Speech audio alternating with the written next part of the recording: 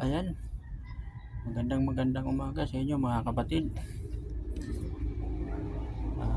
Sana po safe tayo ngayong araw.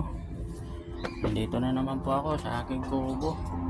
Ayan po, dito po ang aking kubo dito sa C6.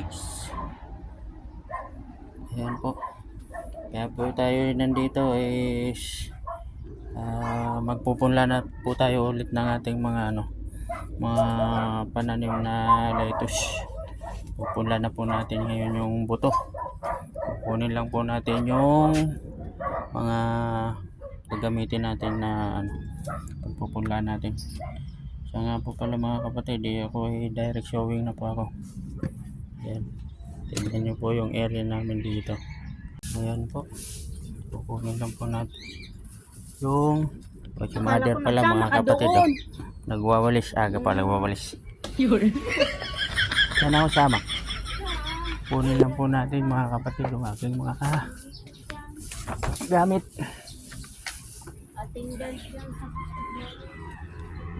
May nagwawalis ba doon? Ayan, ito po yung aking greenhouse mga kapatid. Munting greenhouse. Ayan po. Nagkasira-sira na yung ano po. Kailangan ko nang ayusin yung UV plastic ko. Yan lang po ang aking greenhouse mga kapatid. Isang styro pa lang po yan. So ayan, kukunin lang po natin yung gamitin nating mga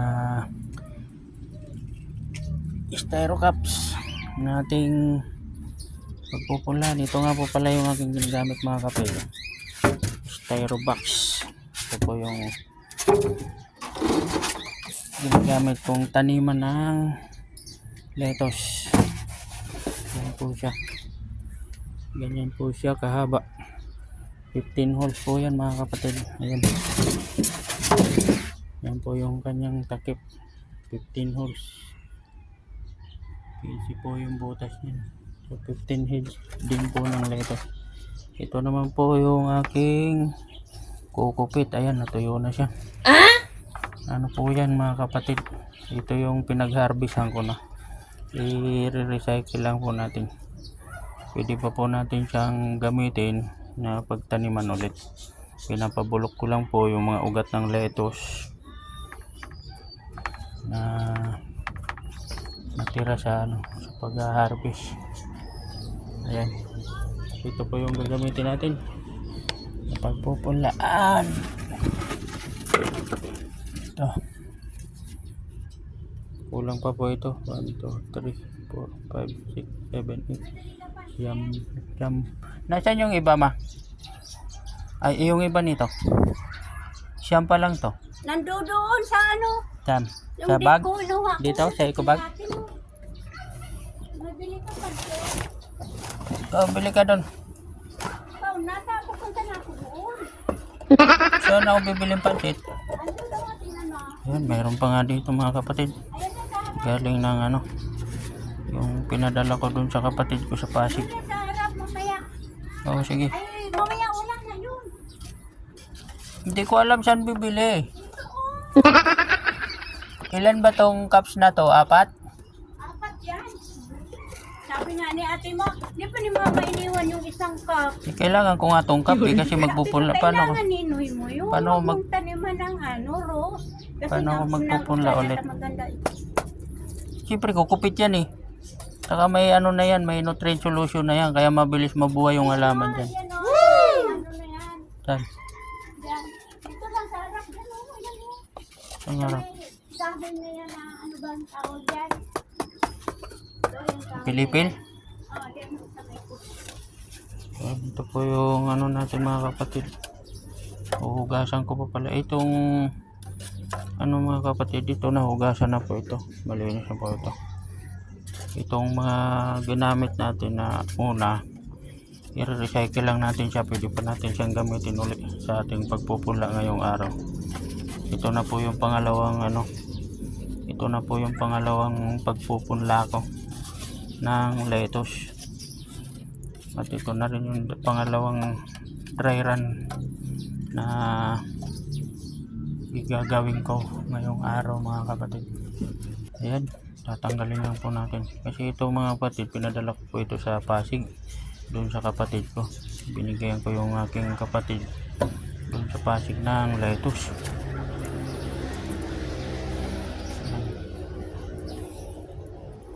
Pabubulukin lang po natin ito mga kapatid, saka natin pwede na natin siya ulit gamitin.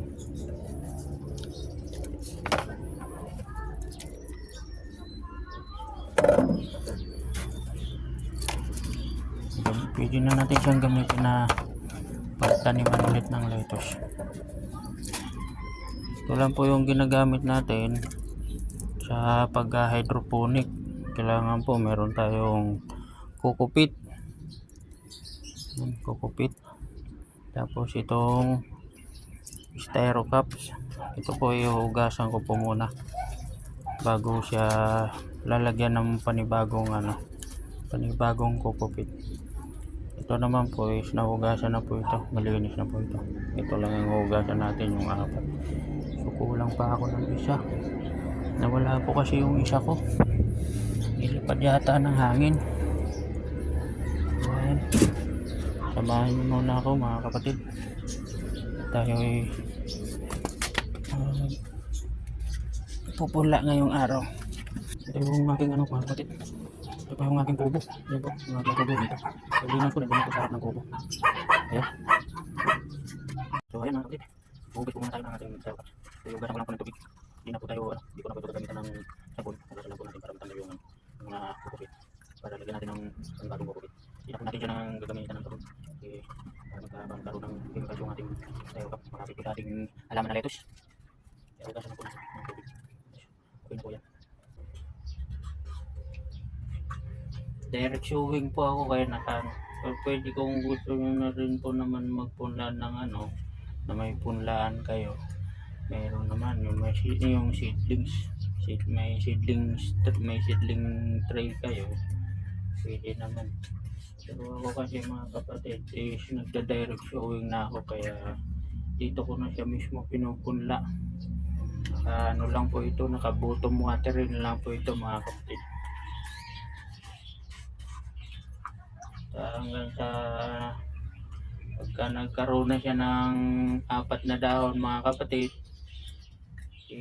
nililipat na natin sa grow box doon sa styro box. Pag nailipat natin to sa styro box mga kapatid,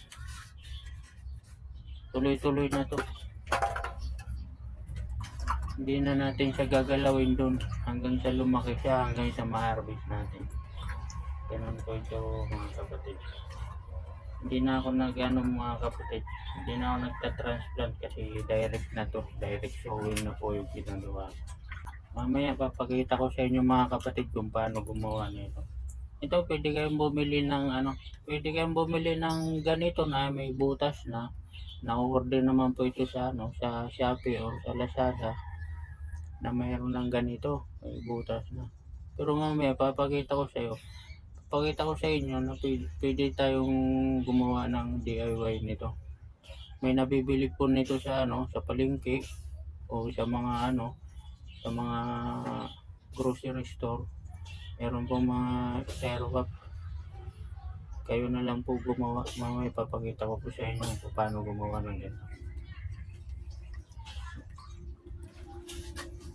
Kasi kulang pa po itong styro cups ko, gawa ng nawala yung isa.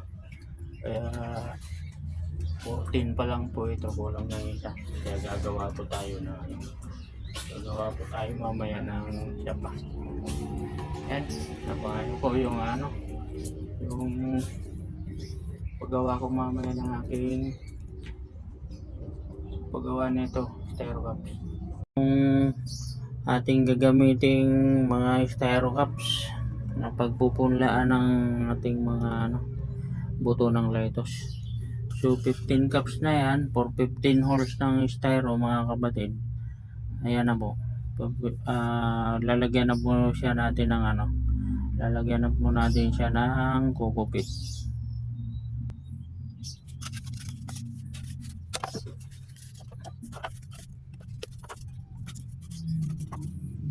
Lalagyan na po natin yan ng kukupit isa mga kapatid. 15 styro cups na po tayo mga kapatid. Ito na po yung ating pagpupunla ng ating buto ng lettuce.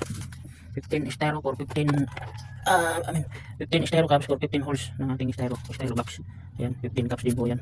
At kapag lagay natin sa styro box mga kapatid is 15 holes po yun. 15 heads of lettuce din po yun mga kapatid. Ito na po yung pagpupunlaan natin ng ating mga buto ng lettuce. Direct sowing na po ito mga kapatid. Kapag meron na po siya kapat na dahon, nililipat na natin doon sa styro box, sa grow box kung tawagin. Yun yung grow box natin, permanent na siya nun mga kapatid kapag nalipat na natin. Ito naman po mga kapatid yung ating kukupit, yung ating gagamitin na kukupit. Yan. Ano na po siya mga kapatid, nabuffered ko na po yan mga kapatid. Yan. Ganyan na po yung kulay ng nabuffered, hindi po siya hindi po siya yung light color. Ganyan na po yung kulay, nabuffered na po ito mga kapatid na aking kukupit. Ito na po yung gagamitin kong ilalagay ko dito sa mga styro cups mga kapatid. Paglalagay naman mga kapatid ng ating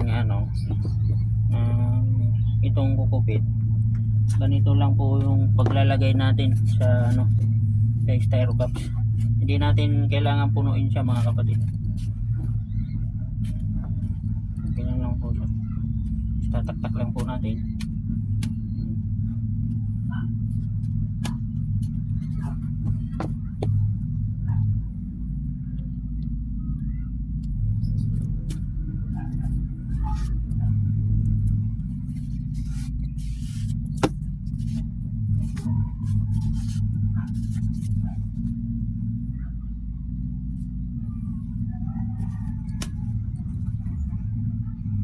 Yan.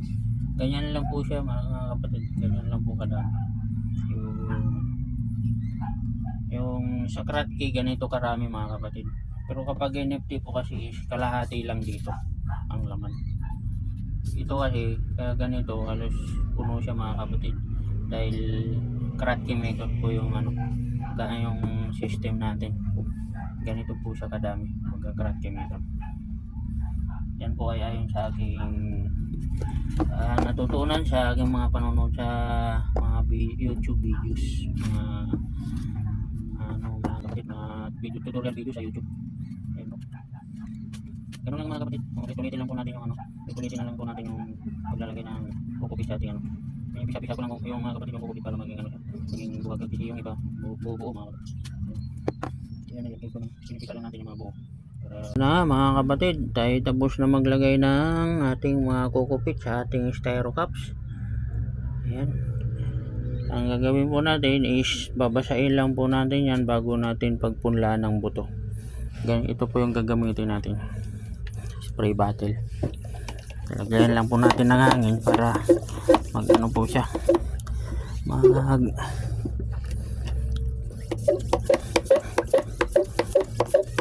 spray siya. Isprayan lang po natin. Pero yung iba naman basa pa po yan. At ganito na yung spray nito. Ewan ko ba, ba't ganyan na yan? Ang lakas.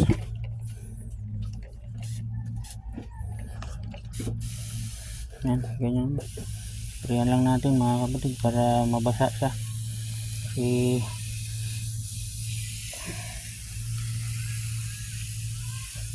ano yung ibabasa naman na yung mga kapatid.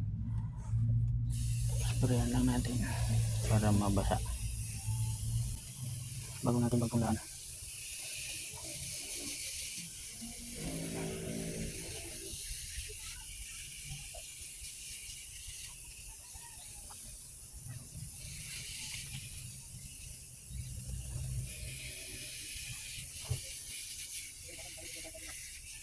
So ito mga kapatid yung ating yung ating gagamiting buto ng lettuce. Itong si Lalik ng Rex 1 saka si Olmete ng Rex 1. Ito po yung ipupunla natin yun, Summer.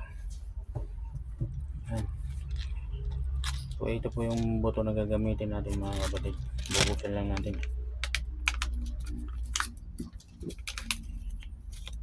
Ayan po siya. Pelletized seeds po siya ng lettuce mga kapatid. 50 seeds lang po ito. Itong si Ulmetil, pati itong si Lalik. Right one. Parehas lang po siyang 50 seeds mga kapatid. Medyo pricey lang to kaysa sa mga regular na buto ng lettuce. Ang kagandahan lang nito mga kapatid is pelletized siya. Mas mabilis siyang kung magpupunla ka, mas mabilis kang magpunla dahil ihuhulog mo lang siya. Bubutasan mo lang itong mga mga styro, yung kukupit natin na nasa styro cups. Bubutasan lang po natin, tapos ilalaglag lang po natin yan. So ayan,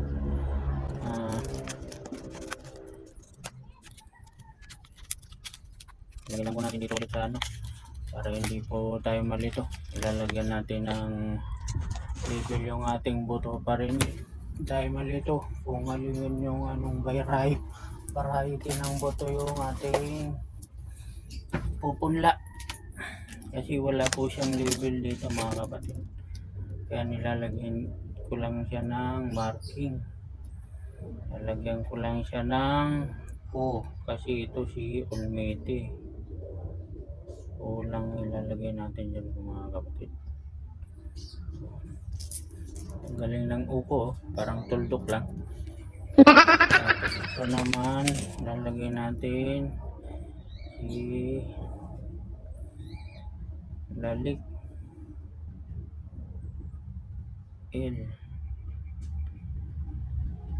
LQ na lang siguro lalagay natin mga kapatid, kasi Lalik.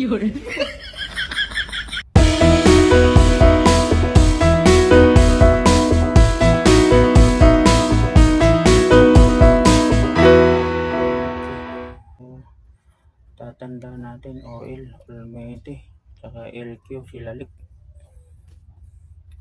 LQ na hindi love quarry.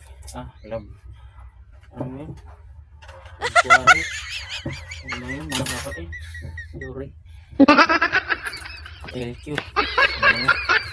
Hindi LQ. Hindi sabihin LQ. Lalik. Ayan. Tapos na natin lagyan ng na tayo. Maglalagay na tayo ng buto sa ating mga styro cups. Ayan. Yung mga styro cups natin, bubutasan lang pag tayo may pupunla na ng mga buto mga kapatid. Bubutasan lang natin siya ng 1 inch. Yan. 1 inch. 1 inch lang po yan. Para hindi masyadong babaon yung ating buto. Yan, bubutasan lang po natin siya ng 1 inch mga kapatid. Yung iba yung pambutas ilalagyan nila ng marking na 1 inch. Ako mga kapatid, tansyahan na lang yan. Tinatansya ko na lang. Yan. Maliit lang yung buto natin. Kailangan sa gitna natin bubutasan mga kapatid para pagtubo ng buto. Gitna din siya, hindi siya sa gilid. Yan.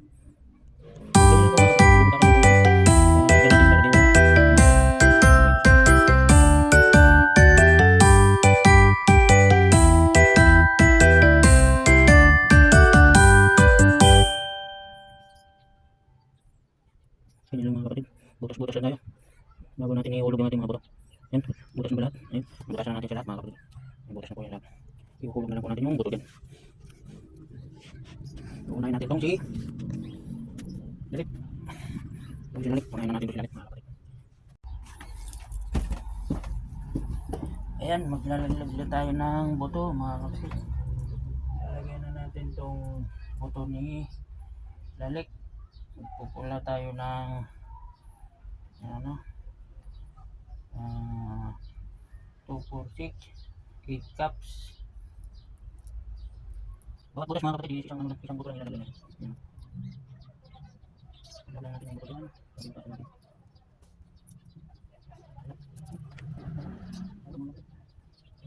natin. Wala. Okay na.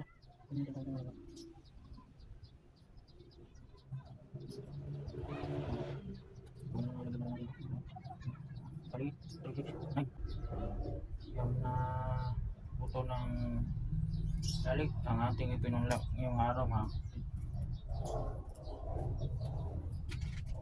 Natin ito. Kung na si Olmiti, anim na Olmiti naman ang ilalagay natin. 6 na buto.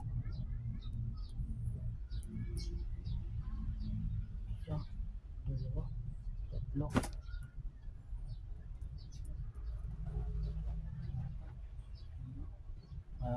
Ayan. Tapos na mga kapatid, nalagyan natin ng buto. Ang ating lettuce. Ganyan lang po yan siya mga kapatid. Hindi na natin tatabunan yan. Yan. Ganyan lang po yung ating pagtatanim, pag susowing ng buto. Ganyan lang po siya. Yan. Doon na po siya, nasa ilalim na po siya mga kapatid. So, ganyan lang po siya. Ayan, so nakatapos na po tayo ng ating pag-sowing. Ilalagay na po natin siya sa labas. Doon sa sa loob ng styro box. Kasi ibubuto watering natin yan siya mga kapatid. So, ayan mga kapatid, ayan na po yung ating grow box. Wow! Ayan na po yung ating paglalagyan. Diyan po muna natin siya lalagay mga kapatid habang papatubuin natin yung buto ng lettuce. Paghiwalay lang po natin siya para malalaman natin yung variety ng lettuce. Kasi ito una na 9 cups, yan po yung pinagtaniman natin ng buto ng lalik. Yan po, lalik po yan. 9 cups na tinanim natin, yan po si lalik.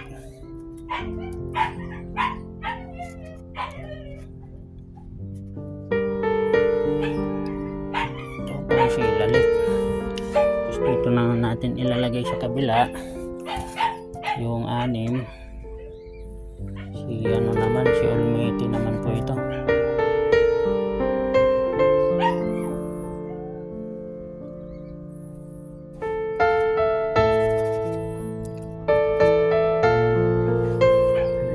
Siya mga kapatid.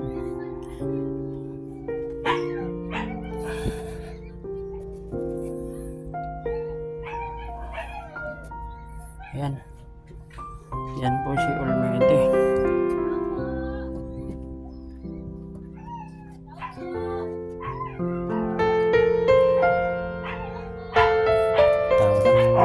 May tao mga kapatid.